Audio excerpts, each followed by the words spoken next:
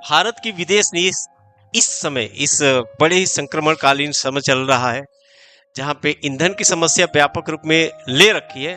आपको क्या लगता है कि भारत की विदेश नीति बिल्कुल सही डायरेक्शन में जा रही है?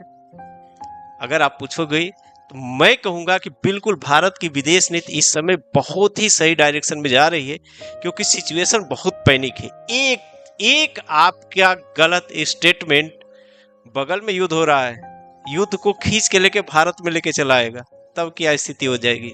बहुत भयावह स्थिति हो जाएगी। इसलिए सरकार इस समय बड़ा फूंक फूंक कर कदम रख रही है। विपक्ष तो आलोचना करेगा, उसका अधिकार है ये, इसीलिए विपक्ष कहलाता है।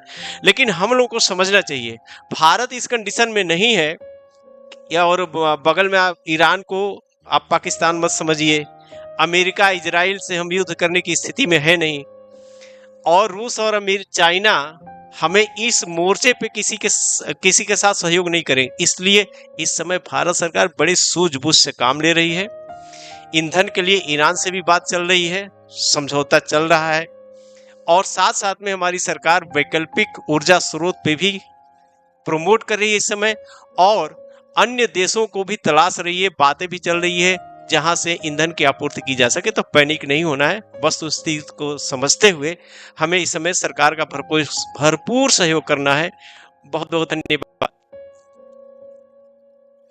लो एक